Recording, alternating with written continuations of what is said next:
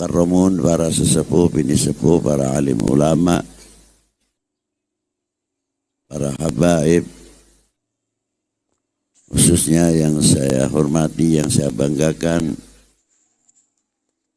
anak cucu putra wayah al-maghfurlah Tubagus Muhammad Falak, dan yang saya hormati para alim ulama. Maaf kalau saya tidak bisa menyebutkan satu persatu, bukan berarti mengurangi ta'zim kita, ikhtiram kita kepada para beliau. Juga yang saya hormati bapak-bapak dari Forkominda Bogor atau yang mewakilinya. Dan yang saya hormati Bapak Wakil Presiden Republik Indonesia Kiai Haji Ma'ruf Amin, dan yang saya hormati Bapak Wali Kota atau Bapak Bupati atau yang mewakilinya, Bapak Dandim, Bapak Kapolres, Bapak-bapak dari instansi pemerintahan sipil TNI Polri yang selalu kita banggakan, para asatidah di dalam pondok pesantren, yaitu Bagus Muhammad Falak yang diteruskan oleh putra wayah atau cucu-cucunya. Hadirin wal hadirat rahimakumullah. Pada malam hari ini kita itu menghauli ke-51 dihitung dari mulai wafatnya Sayyidi Syekh Tubagus Muhammad Falak. Beruntunglah untuk kita semuanya di mana di Indonesia ini jumlah para aulia boleh dikatakan nomor 2 dari Hadramiyah atau Hadramut, bahkan ada yang berpendapat lebih dari itu. Tuba liman fiha. Beruntunglah atas kita semuanya, khususnya yang tinggal di Indonesia ini.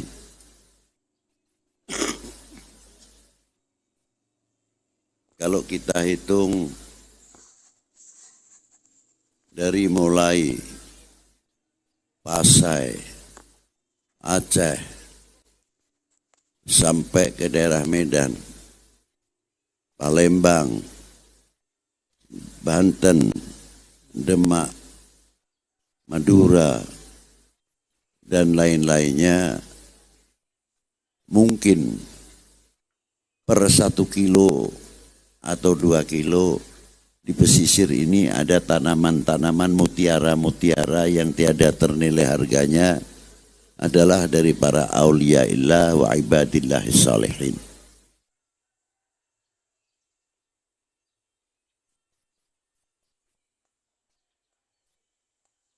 Jumlah auliaillah yang ada di Indonesia ini bukan ratusan lagi, ribuan.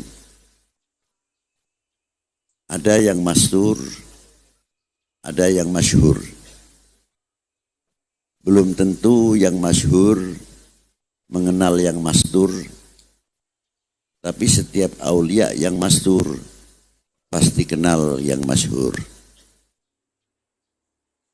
Tugasnya yang mastur penyangga ulama-ulama yang masyhur, disangga dari ulama-ulama aulia-aulia yang mastur.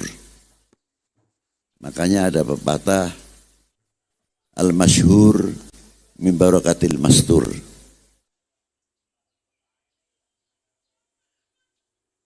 Di kelompok para auliaillah Perlu diketahui di dalam kitab Jami' Karamatul Aulia, para aulia itu kalau wafat, kalau meninggal, itu dari kota pindah ke kota. Bukan seperti kita-kita ini. Kalau mati suruh istilah ditanya. Pertanyaan kubur, man rabbuka, wa man nabiyuka, wa ma kiblatuka, wa ma ikhwanuka, wa ma partainuka. Itu semuanya ditanya. Ada partainya? Ada enggak? Makanya jangan ribut, urusan partai tidak ditanyakan di kuburan, mesti ribut terus. Bikin malu aja. Kalau dikubur besok ditanyakan, wa ma partainuka. Nah, boleh silakan. Nah.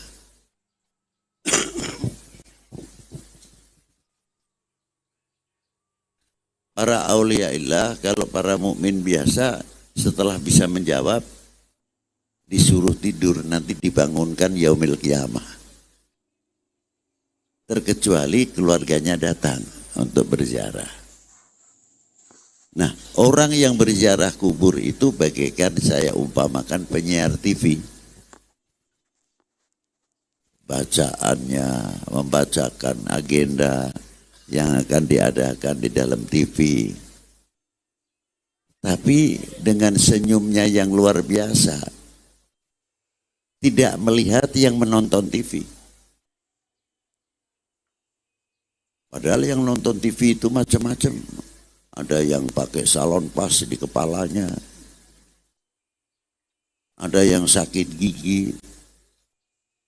Ada yang sedang bergurau dan lain sebagainya.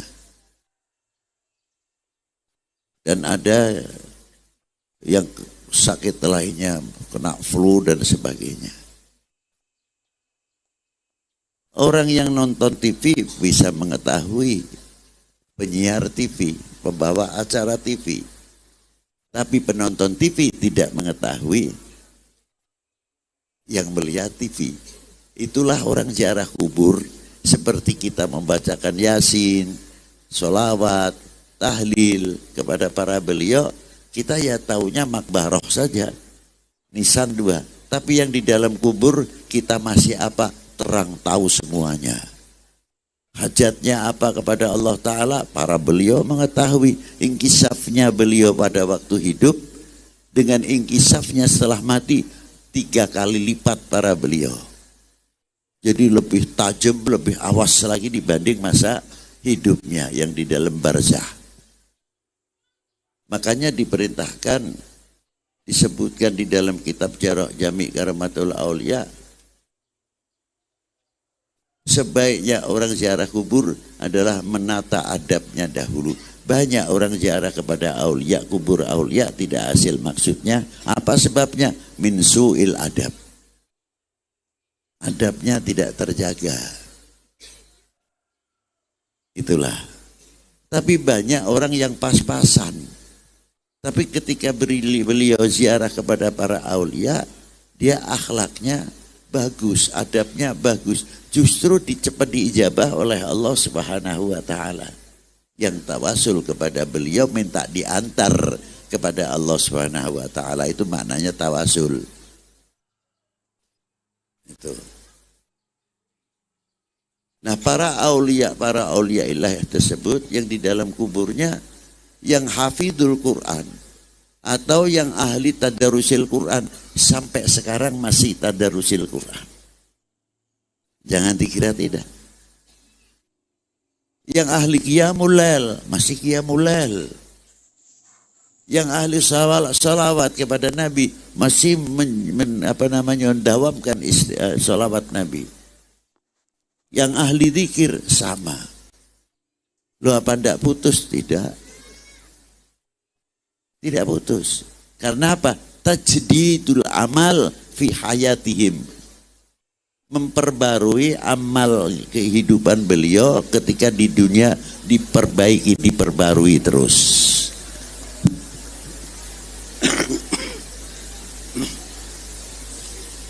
Dengan demikian masih mendapatkan pahala karena memperbarui amaliyahnya ketika hidup di dunia. Itulah. Ma'asyiral muslimin rahimakumullah. Yang ahli silaturahim masih keliling. Apalagi ahli darok, diberi wewenang oleh Allah Ta'ala kalau dipanggil masih keluar dari kuburnya untuk menolong al-mu'min, al-muslim. Itu apa, ada hadisnya. Boleh-boleh saja kalau tanya. Tapi yang saya tanyakan itu, tanya Anda yang ahli hadis, apakah belum, apakah sudah mempelajari mustalahul hadis?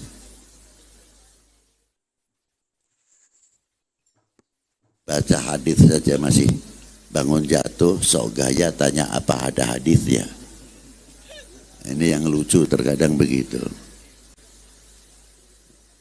Dikira membaca hadis itu mudah asal ada maknawi, tidak bisa. Nahwu yang ada di dalam hadis terkadang kalah dengan riwayat.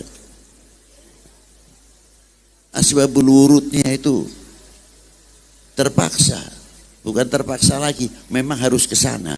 Apa contohnya hadis? Niatul mu'min khairum min amalihi. Mestinya domirnya kepada niatul mu'min. Kalau mengetahui nahwu. Sedangkan kalimatul mukhatab saja ada yang harus istihdari. Artinya ketika kita membaca Assalamualaikum ayuhan nabiyyu wa rahmatullahi wa barakatuh, kita harus menghadap kepada Rasulullah seolah-olah Rasulullah di hadapan kita. Itu namanya mukhatab istighrariyah. Bukan Assalamualaikum ayuhan nabiyyu wa rahmatullahi wa barakatuh, cukup begitu saja. Makanya kalau orang mengetahui bahwa ketika kita sholat dan sering kita membaca Assalamualaikum ayuhan nabiyyu wa rahmatullahi wa barakatuh, apa aplikasinya, sosialisasinya setelah kita istighdar kepada Nabi Sallallahu Alaihi Wasallam? Nah, ketika kita memberikan salam kepada para aulia, kalau kita yang ziarah itu kita datang, berdiri, salamullah ya sadah minar rahman yaghsyakum, yang dalam kubur itu ikut berdiri.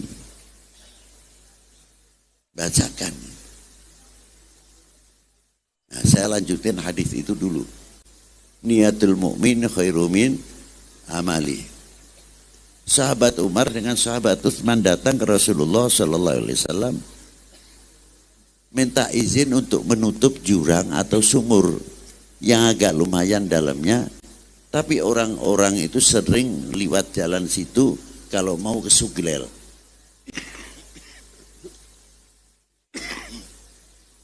Karena lebih dekat. Tapi resikonya itu tadi sering kepleset. Maka sahabat Umar, sahabat Utsman datang ke Rasulullah minta izin untuk menutup jurang atau sumur tersebut. Diizini oleh baginda Nabi Sallallahu Alaihi Wasallam.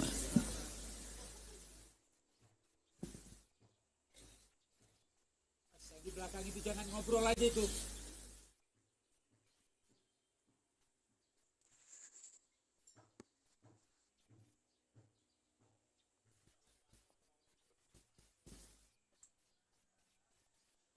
Itu diantaranya. Maka datang ke tempat tersebut sudah selesaikan oleh orang-orang Yahudi. Baliklah sahabat Umar dengan sahabat Utsman. Ditanya oleh Rasulullah, cepat-cepat benar balik. Ya Rasulullah, sudah diselesaikan oleh orang-orang Yahudi. Faqala Nabi sallallahu alaihi wasallam niatul mu'min khairum min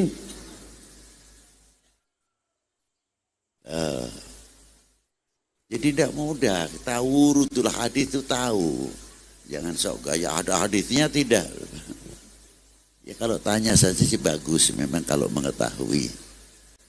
Tapi kalau sok itu ya jangan. Ya Rabbi salli ala Muhammad, ya Rabbi salli alaihi wa sallim.